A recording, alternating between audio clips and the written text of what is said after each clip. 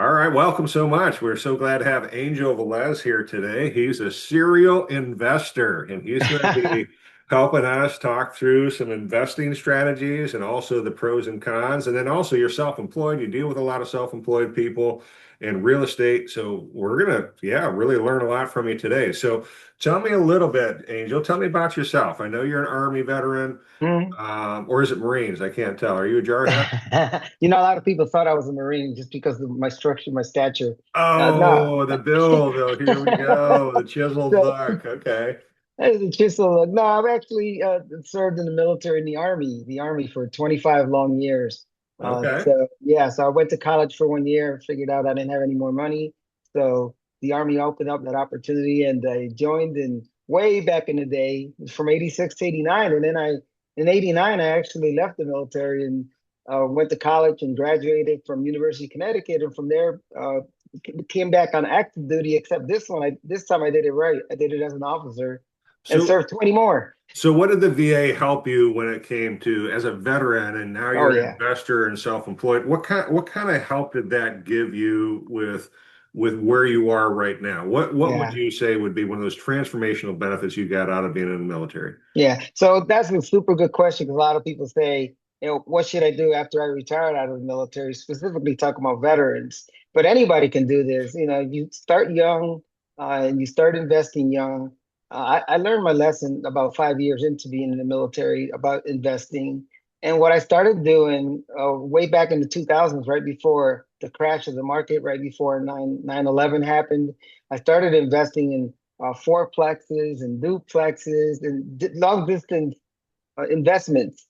There was a program called from Bank of America, and it was a program that was selling properties that came from unfortunately, uh, foreclosures or veteran foreclosures. It was called Vendy, and they were selling the properties for very, very discounted prices. And most of the properties were concentrated in big states, but specifically in Texas. And so that's when I started jumping on some of these investments. So, as far as you're asking, what does it do for you? So, here I am.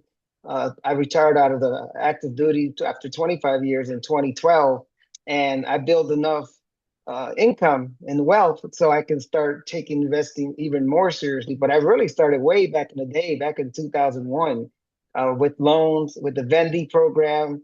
At that time, the interest rates for investors, and it was only 5% down requirement, and the interest rates ranged anywhere from 7 to 9%. And because you were getting the properties at such a discounted price, it really worked out for me really, really well. So it allowed me the opportunity to save and start investing in properties.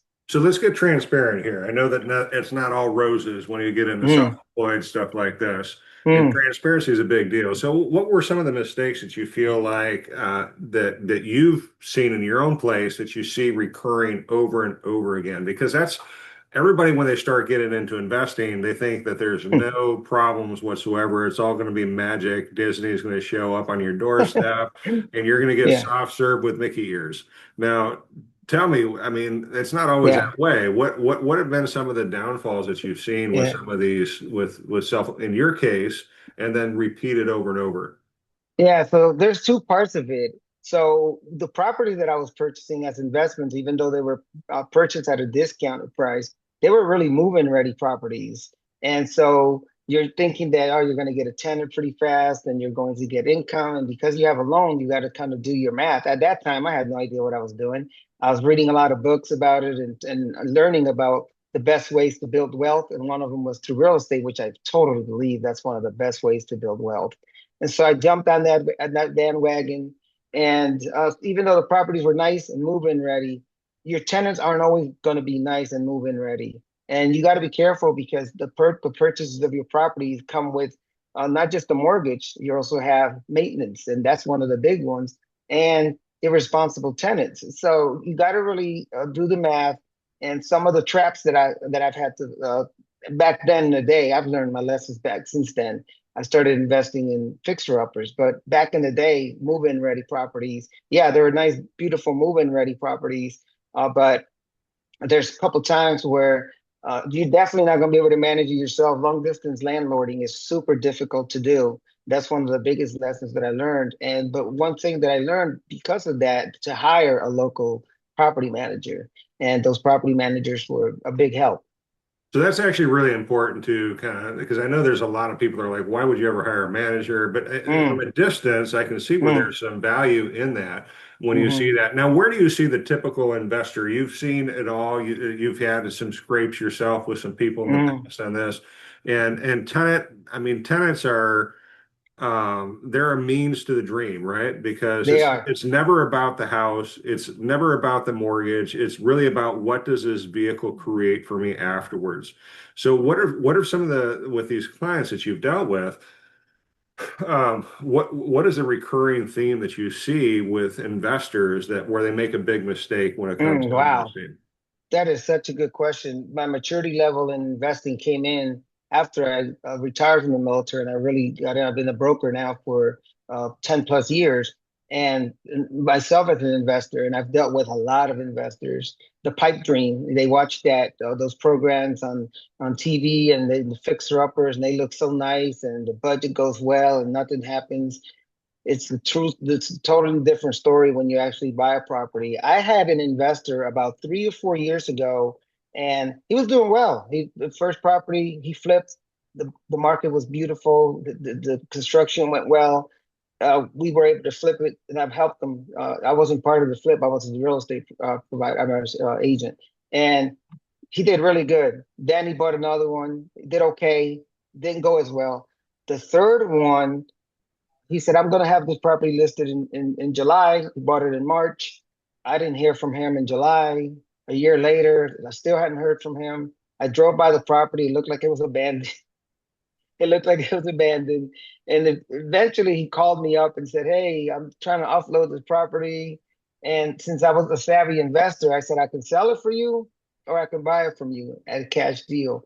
The problem is that he didn't plan accordingly. And so the biggest problem with buy and hold, if you're going to have an investor buy for the property for renting it, it makes a big difference how well you renovate that property. And so the renovations make a difference. And if you're going to flip it, renovations make a difference, but it may take a little longer because you're eating a lot of the time that it's sitting there. So a lot of the big mistakes is that not planning accordingly. So Even myself, so with some of the investments that I've made, where we thought we were going to come in at an X dollar amount, you better add about 25% to that. So that's a great point. So let's talk about the planning phase in this, because I think that plays not only into flipping the homes, it also plays into the buy and hold side of this. Because Mm, not just in the renovation piece, I mean, that's a big aspect. This is like really trying to do the cash flow analysis if you're buying stocks, right? You have to sit down and absolutely. understand if the business has a cash flow analysis. But the cash flow analysis for real estate is a little different because you have to Mm, figure out the tenant at the same point in time as you're figuring out the house. And I think hmm that the planning that many of these people put into investing, they just think it's going to be all roses and butterflies when it comes in, and they don't sit down and adequately set it up. What would be one of the first planning techniques that you would say was like groundbreaking for you? It would like, Yeah, what was that planning yeah. technique when you started looking at properties? Number one, you better have an expert and a team before you even start doing this thing. I talked to so many people that just look at their cash flow, look at their income, look at and they're like, oh, I want to do what you're doing. It takes time to do what I'm doing. And even if you take a loan, you better not think that zero down means zero down, because you're eventually going to have to eat some of that. So one of the biggest factors, I think the number one thing is you better surround yourself with a very, very good team of experienced investors or a very experienced agent that's done it before because they can coach you along. And plan exactly what kind of repairs you want to do. A lot of people buy these properties and they don't hire an inspector. I personally typically hire an inspector, a professional, to let me know what are the repairs that this property is going to require. So the first decision is decide the area that you're going to purchase in. If you're going to buy and hold, that's fine. If you're going to flip, that's fine. Either way, you should do a walkthrough and an inspection on that property. Don't just do a blind offer on a property just because it sounds good. If it sounds too good to be true, it probably is. So surround yourself with a team, visit the property, do an analysis on that property, and then from there you'll figure out whether you want to buy and hold or if you want to sell.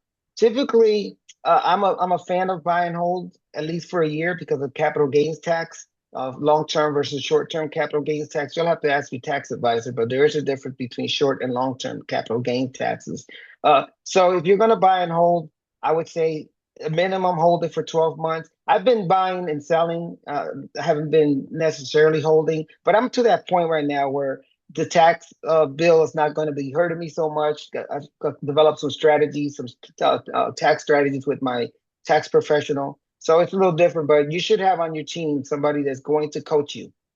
So I got a question about that because I think now you're at the point where you've been investing enough to where you're actually buying properties with the proceeds from the investments that you've Mm, created over time. So you're not really sitting here trying to come up with loans to make that happen. Obviously, that's the way to do it, but yeah, it didn't start that way.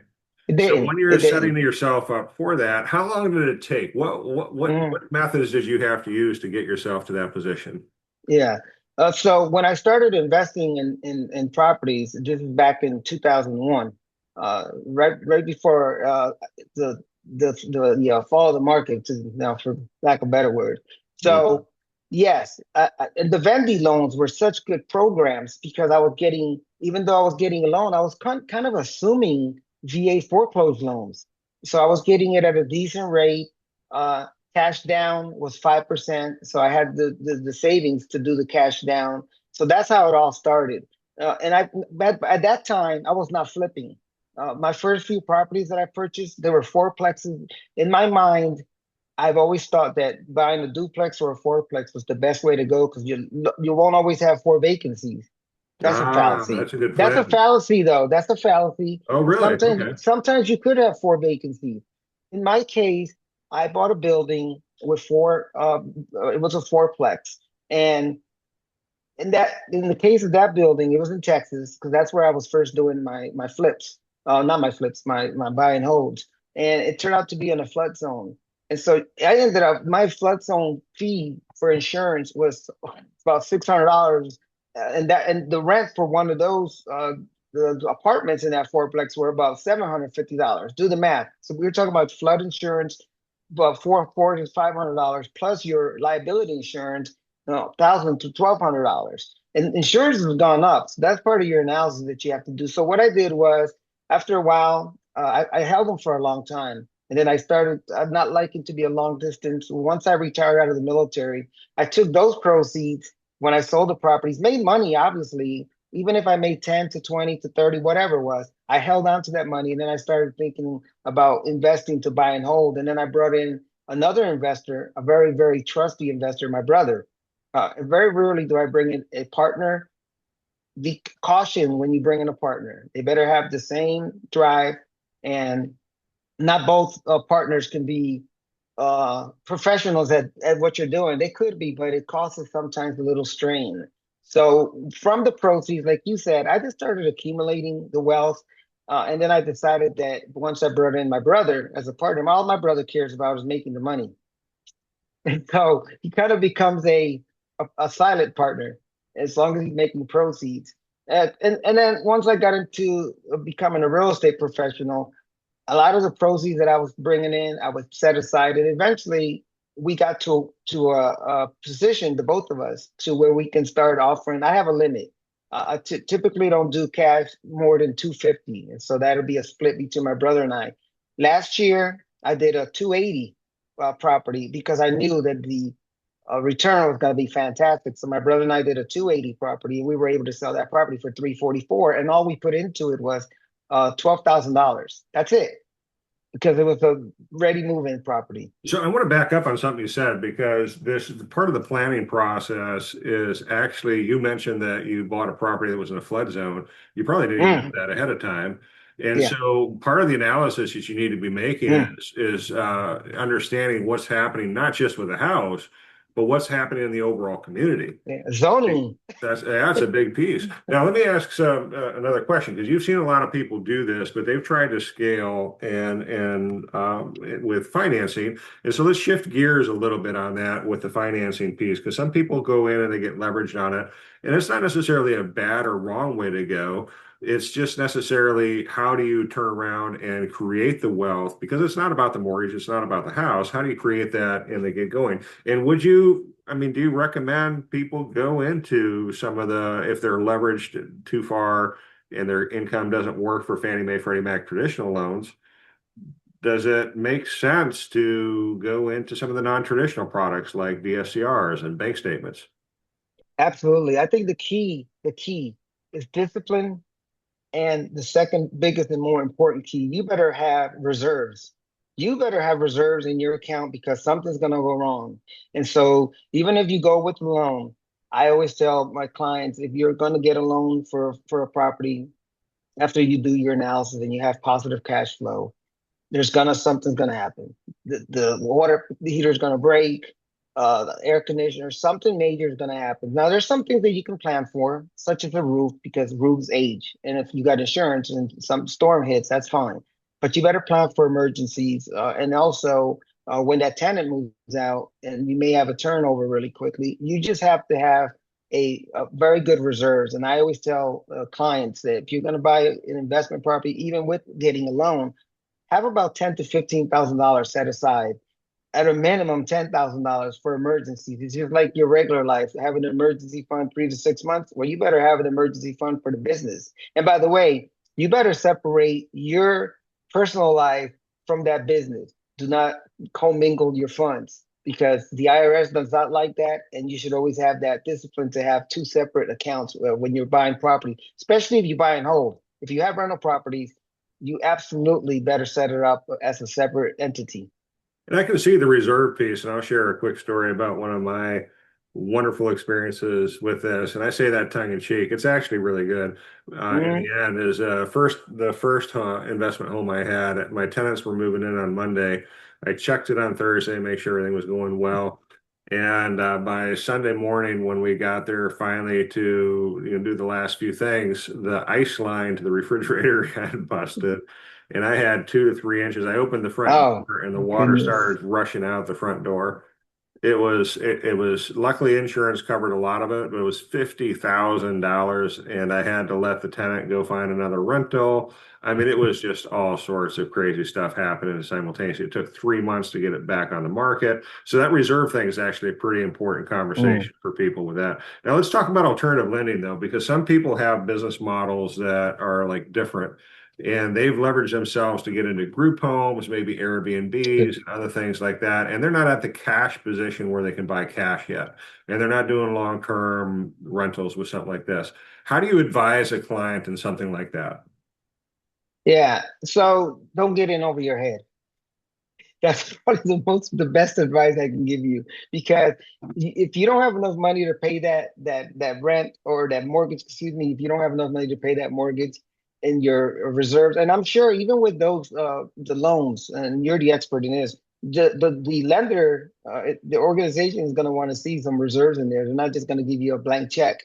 And there are maybe some organizations out there that will give you a blank check, but typically a bank wants to see some reserves in there. But even after life after the loan, once it passes, and you're like, oh, the bank's no longer peeking at my account. I think it's important. You can leverage. I have no problems with leveraging. Number one, I personally, this is just me. Once you have your money, once you have set up, cash is king. We know that. You're gonna get more bang for your dollars. I have no problems if you're gonna do it, but with loans, you just have to be very conscious about exactly what you're doing and not get foreclosed on a property. I've seen it too many times, even with your traditional loans. Even if you're doing this with a lender, and non-traditional loans, the interest rate might be a little higher. We're not talking about the interest rates that make the difference, it's cash flow. But still, you just have to be prepared. So I see this a lot with self-employed buyers where not just buying like a DSCR to get one more Airbnb. I actually had some people do that down by the beach. It seemed like Mm. it was a very good program with that. I've had people do that with group homes where they have a group home model and they just need one extra space to be able to do that. And there's just some great provisions with that. But I see a lot of self-employed people who are trying to preserve their cash by not necessarily showing all the income, and which is a legitimate business practice on your taxes. Yeah, sometimes. Um, but we see them preserving their cash on their taxes, but they're cash heavy, but they can't qualify traditionally. And so we have to help them with bank statement loans or profit loss loans or something else similar to that. What would you say to those clients? What is something that you would kind of get into with them? Yeah, I get that all the time, especially it's not a hit on the Latino community, but a lot of times folks don't want to report all their income to the IRS, which is extremely dangerous. When you're playing with the IRS, you're playing with fire. So I always say be honest in every income that you bring in, account for everything, because if you do it the right way, uh, your expenses versus your income that comes in, everything should work out just fine. And you're right. What you're doing is you're hurting yourself when you're not reporting income and you're trying to get a loan because you want to save a little bit here and there. You pretty much cancel yourself out because if you're not reporting all your income, number one, you're playing with fire. There's debt that you can have that can be forgiven, but the IRS is unforgiven, and so you're really hurting yourself. And in the long run, you're gonna be better off if you're Christian principles. Give Caesar what belongs to Caesar, and then I truly believe that. I really do. I have a income passive income that comes in to me from, and it's not even a lot of money. It's like $6 a month from a company that I invest in. It's not a lot of money, but I don't have to report it. I don't get a 1099 for that. And at the end of the year, it's like $53.33. And I report that because I don't like to play with fire. And I'm blessed because of that. You're going to be blessed. So I'm not trying to throw in the Christian principles in here, but you bless, you'll be blessed. And I think that's the best way to do it, to report. So that way you're doing everything correctly. And then you can get the loan, get the loan. Yeah, and I mean, setting aside the people who decide that they want to try to skim the system, the Yeah. people who legitimately kind of write everything that they physically can off, Yeah. is it the wrong victory to go in with a DSCR loan on something like this where their payment is going to be almost the same price as a rent? I mean, literally. Yeah. I I, mean, is that the wrong I, way to make something like this happen? you asked my opinion. I don't. First of all, if you can do it cash, do it cash. But I think that those kinds of loans, what are you besides showing future growth on your property? If you're planning on flipping it, your turnaround, the income that you're going to make, or even rent it, is not. You got to do the math. It's not going to work out. I had a guy that's doing the same thing outside of houses, doing the same thing with rental vehicles, where they buy the vehicles, or they lease the vehicle, or they own the vehicle, and then they rent it out through that business that they built. And when I showed him the math, and I said, "You've got three vehicles. The amount of insurance you're paying for the rent that you're receiving for this vehicle, you're at negative equity." So you play with matches, you get burned because you're going to end up, and maybe with those types of loans, you're going to end up with negative equity. So Well, it all depends. so let me play the devil's advocate for a little bit on this because there are some pieces with this where I wonder if they're overreaching or if they're making sense on it. Because sometimes maybe it does make sense to wait for the traditional loan, but there's also opportunity cost. And so when you Mhm. get into the opportunity cost, you found this property that you know is just going to absolutely be fantastic, and you decide that this is the one that you have to double in on, but you're not quite set up to make it happen. Your cash flow in one area is not necessarily working as far as on traditional paper. Now, traditional mortgages. So you go into a non-traditional, which is slightly more expensive structure because the opportunity costs are going with it. Would that still make sense, or are we really just trying to make, something out of Yeah. like making like the old statement, making the silk out of sow's ears? Yeah. I'm going to give you the own analysis. You go to the casino, you play a slot machine, and you win. Are you going to win every time you play? So it is a little bit of a gamble. And the property appreciation have gone up. It's about right during COVID and shortly after COVID, about 2 years ago. Man, you could buy something, and if you got it for cheap, your property might have appreciated 30 to even up to 50%. And sometimes you may even get 75% appreciation. So it's a gamble. So in a hot market, you're gonna do well. Typically, properties on average will go up, but your typical appreciation on properties between 3 to 6% annually, and it's all about location.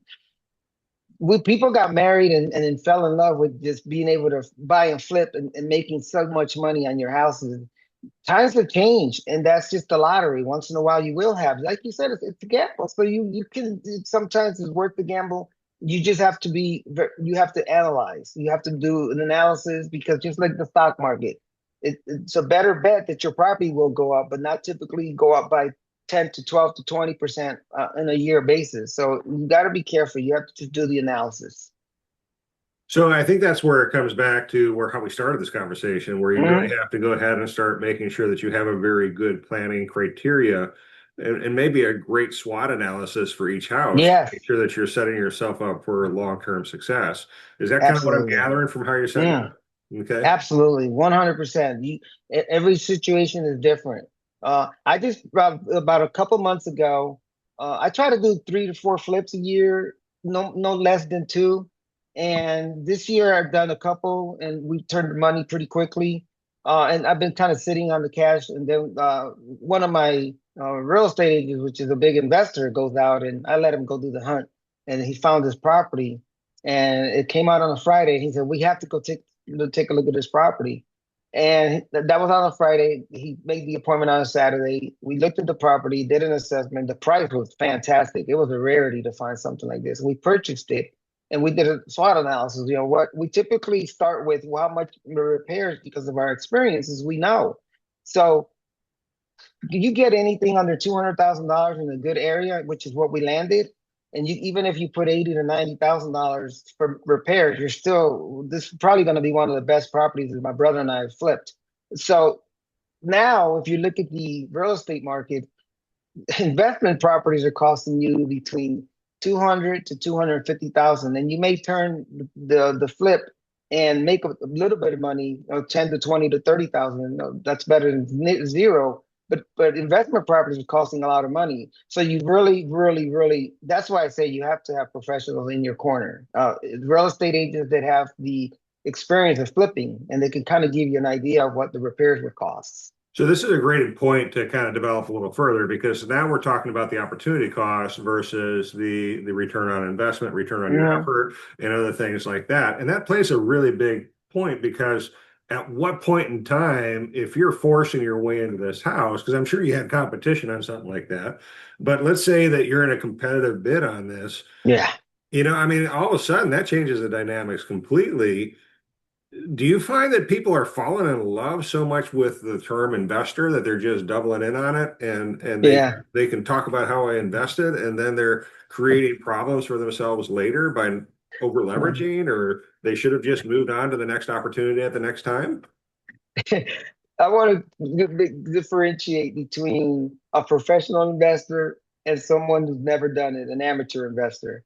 The ones that make the mistake are the amateur investors because they watch these home channels and talked about flipping or listen on the web or TikTok or whatever, how easy, how much money they've made and with other people's money and meaning the bank, OPM, other people's money. And those folks that take, and I've run across a lot of folks, and thank God that those folks that did come to me, I've convinced, I've shown them the numbers. And those folks may have $50,000 in the bank and say, maybe I want to take a loan. I said, yeah, you could do that, but keep this in mind. And so, yeah, I think that people are falling in love with the idea of flipping, or a lot of the people that make the mistakes are not buying to hold. A lot of people are flipping the property and they don't even consider the tax. The tax problem is going to come afterwards. So you buy a property for $50,000, you sell it for $100,000. Guess what? The IRS is going to keep 20+% of those proceeds that are coming in, and then you're not even doing the assessment of how much money is going to be for repairs. And sometimes you you can almost guarantee that that property repairs, if you're going to flip it, it's going to be about 25%. And then if you're going to buy and hold, I definitely wouldn't bring a partner for that. And so those are the factors that you have to consider. So let's make a shift on this because I've seen people that you keep coming back to the team environment, which is I think is Mm, extremely important when it comes to this. because I've seen people, and I actually just did another video on this recently, where we talked about people trying to save $10 on the mortgage and then Yeah, setting themselves up for failure later because all they focus on was that $10 and they didn't focus on actually making the right decision on the house itself. But the, getting this shift into this planning is going to be one of the biggest pieces. Getting the team right is in making sure that you have good voices, because I think this is where the differentiation comes in. Is if you start working with people who just want the transaction, all you're going to yeah, get is transactional advice. Where if you get somebody exactly. who's really invested in the life after the mortgage, that's where it really starts making a big difference. You nailed it. Oh my God, that's exactly correct. Because if you if you find yourself an agent that never flipped the property or if never worked with an investor, then sure, they'll go to the property and they'll like, oh yeah, sure, yeah, you're gonna do great. Be careful who you're getting advice from. It's got to have experience. Just like I wouldn't sell, if somebody called me up and told me, hey, I got a property that I want you to sell for me in Northern Virginia. I would say, I don't have experience in Northern Virginia. I would never even entertain the idea. I would recommend somebody from Northern Virginia. Well, it's the same thing. I had a client very recently. She's not even a client, she's a friend. And she asked me, do I be comfortable with commercial property? And I said, all depends. Depends what you want me to do. And so I was honest with her. So if you are not working with somebody that experience is honest with you, and if you want, you're an investor. Investors are a very busy breed, by the way. Investors will waste your time sometimes. I'm going to speak as a real estate broker now. Investors sometimes will waste your time, but you can nip that in the butt really quickly by sitting down with that person that's trying to buy properties to flip, and you quickly will eliminate them because they don't know what they're doing. So So yeah. let's shift gears here real quick, because we've talked about all the things that we've seen people do that have actually damaged their position, but those who have actually listened, Mm. what kind of transformation has that done for their lives? Oh my goodness. I tell everybody that the best way to build wealth is through real estate. I believe that that's big in my heart. Real estate, you're gonna build wealth. The people that do it right and at a minimum, even if they get a loan and you got to put stake in the game, 10, 15, 20% down. Those are the people that will have so much success. And those are the kind of investors that will continue to come back and not just feed their family. It's a game changer for their family because I've seen people start with one, just home ownership alone. They haven't even purchased their first investment property. I said, look, first thing you need to do is take care of yourself, buy yourself a property, and then start thinking about investing. And so as they start proceeding towards that mode, I've got an investor that's become wealthy because he's listened to me and he's taken loans, yes, but he's done it right. And he's held the property. He's come back to me, let's sell it now, let's do this so I can have the money. Sometimes they've taken equity loans against that property. So that's another strategy that you can do if you have a rental property and you want to take an equity line of credit or refinance and get yourself some cash to start investing. You just have to be careful, but it can make you very, very, very, very happy and very wealthy to buy and hold or even to flip it. I've seen transformation in so many situations where people have been able, Jason and Allison, they bought a mountain retreat. It was going to be a second home. They converted it into a venue.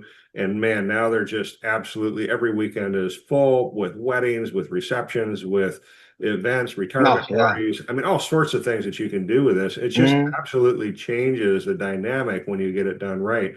And setting yourself up with a great plan and a great team mm. makes good sense with that. Now, these same self-employed people who are doing this are also using this to buy homes.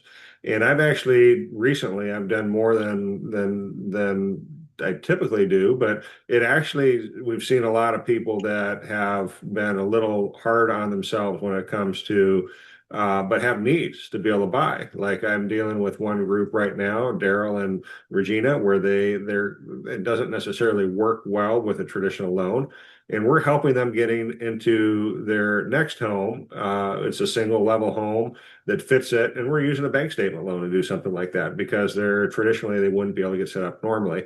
What would you say to something like that? Well, these people are self-employed, they've worked very hard, their cash flow is there, but it's not necessarily something that on paper works. How do you, what do you say to that? And that's a great question because if you're self-employed, guess who's in control of how much money you pay yourself? You. And just guess how much money the determination of the helpers, whether you bring them in as independent contractors or employees themselves, it's you. So being self-employed gives you a lot of flexibility. I encourage everyone, even if you're working a full-time job, you can set up your business, especially if you have a talent, whether a podcast or carpentry, plumbers, even if you're working for electricians. There are so many things that you can do as self-employed because it gives you, number one, there's a lot of things that can favor you as for taxes purposes. And everybody knows that taxes are a bit high, but there's a lot of ways as a self-employed individual to start building your wealth. Even if you're a W-2 employee, you can have a business set up. I always encourage people, if you have a specialty, especially in the housing market, anything will favor you because you're in the driver's seat. And eventually you could leave that W-2 job and have that job as a full time, self-employed. The most important thing as a self-employed is you look in the mirror and you can make as much as you want and you can do whatever you want because you are the boss of yourself. Right. And so in that case, it's not necessarily a bad move on their part. Mm-mm. I actually think I've seen so many people. I had a guy who was a car dealer that we had to help with something like this, where the cash flow didn't work out perfectly at the time. We were able to get him in with a bank statement loan. And it was a transformational event for him because it changed the dynamic. In the case of Daryl and Regina, it's transformational as well, because they needed to get away from a two-story home into a single family one story. So it absolutely transformed their lifestyle being able to get into something Mm. like that. But that's an opportunity piece that we get into. But there needs to be a question that we answer here that I think that the transactional realtors and mortgage professionals would just push forward on something like this. But at what point in time is the deal not worth a deal, and when do you need to say Mm. no? Wow, that's a great question. Only because I always do an assessment of my client. And even before, a lot of times the first person that a investor or a home buyer is going to see is that real estate broker or that real estate agent.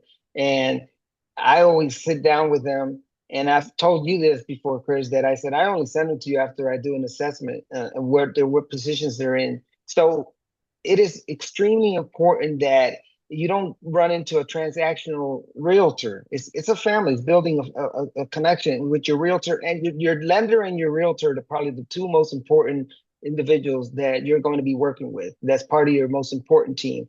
So it's extremely important that when that person sits down with the agent or the lender, that they're not serving you cake when it's really something else. And so you have to be really very careful as what advice you're taking. If you're not ready, you're not ready. Number one, if you're not ready, the lender is not going to approve you anyways. So when I sit down with individuals that are either looking forward to investing or uh, just buying a home for themselves, I always do the analysis of their finances. I just be an open book to me because if you lie to me, it's eventually going to come out. If you lie to the lender, you can be 2 weeks into the loan, and they're going to find out. They're going to peel the onion. So it's important that team that you build, that the lender that you have trust, it's family. That trust that you're building with that real estate agent and that lender, the two most important part of that transaction team. And I think that's an important piece because we want the success stories. Mhm. We don't want the failures. We don't necessarily want people to fail after the mortgage. Life after the mortgage is so important because that's the piece that tells us whether the success really has been baked in well to the cookie or to the cake, whatever the analogy you want to use. Mhm. But the question with this that we need to wrap this up is where is what keeps us going daily to do this? What is the emotional payoff? What is the purpose behind why we wake up every morning? We talk real estate from dawn to dusk, and we try to get people into good situations and just success stories, life beyond the mortgage. How do we get them into that? What's the Yeah. payoff? From a real estate broker's point of view, I'll give you my first story that the first client I had was living in a trailer with his family, and they were just miserable. And unfortunately, in his case, my first transaction was I was able to find an owner finance property for them. And I'll never forget the day we closed and got in the home. And the little girl, which was 5 years old, she said, I can never be embarrassed now for people to come visit me in my house, where I can never have people come visit me in a trailer. It's the gratification that you get. And that's the first step towards building wealth. And so to me, the transformation for me when I see the faces, the children, the family, and you're taking the first step towards building wealth. And you don't want to have somebody that is buying a house that can't even, they're house poor.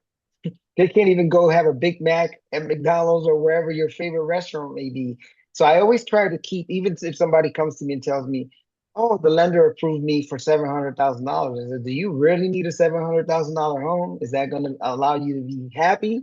So to me, it's not just like you said, the transaction. It's what happens after the transaction. And that's what brings joy. And I've been fortunate enough to have repeated clients to come back to me. They want to sell, they want to upgrade, or even downsize. And so that's what brings gratification to me. That's what motivates me when I get up and to do this. And flipping gets my juices flowing. I love flipping houses. Ah, there you go. So now we're here we are, Mr. Flipper himself. All right, so we're going to wrap this up. The real question for the people out there this morning that are going to be listening or watching this is, do I really fit into this box? How would you answer that to those people who are Mm. asking that question? Whether it's their first home, their investment home, multiple homes, does alternative financing, does buying investment homes, does that really work? How do I fit into this box? Yeah, just like any risk, it's like you ask your question, what is your risk factor, your life? Is it going to stress you out? If you are doing the stock market, for example, are you want to get into aggressive stocks? Do you want to get into moderate stocks, or do you want to get to conservative stocks? So if you stay up at night thinking about your portfolio every night, real estate is probably not going to be for you if you're going to flip, because there's going to be ups and downs. And rental property, you may have great success renting a property because you have great tenants for a couple of years, but it's going to come the moment. Look, I've had to get tenants out through involving the courts. And I've had tenants trash the property. So it's not always going to be rosy, but the rewards outweigh the misery. But you have to have patience. You have to have an open mind, and there's many ways to make money. You just have to figure out what's the best way for you to build your portfolio. And real estate is fantastic, but don't go into it thinking that it's all glory, because it's not. You're going to have your ups and downs, but the rewards outweigh the misery, I think. So I'm going to summarize this and I'm going to wrap this up for our clients out there is, when you're self-employed and you own a business, it's complicated income. It's complicated. And when you're buying homes for investment purposes, homeownership is not necessarily off the table when you're buying investment or whether you're buying your own property, whether it's through an alternative means or whether through it's a normal means. We just have to make sure that when it's all said and done, that approval is the wrong victory, because we want to make sure that you're able to make all of this happen. So can you fit into this box, whether it's buying an investment home or buying your own personal home through traditional or alternative finance? It works, but really the mortgage is never the goal. The real goal is definitely what happens after you get the keys. The Absolutely. starting line is getting the keys. And we want to make sure that long term that you're set up for success and that you're finding a responsible way to move forward and that you have the best chance to build the wealth and the cash flow in a life that you're looking for after you get those keys. Now, we're Mm. wrapping this up today with Angel. I'm going to put all of his contact information down below in the description. Certainly reach out to him. He's in the Richmond, Virginia market, and he can serve all of Central Virginia, helping people buy their first home, their investment home, or whatever home it is that you're looking for. And from the conversation today, I know he's going to shoot you straight. So let's go ahead and do that. Thank you so much. For those of you who think, do you fit in this box? It might be worth a conversation. I'm more than happy to help. Angel's more than happy to help. We look forward to talking to you very soon.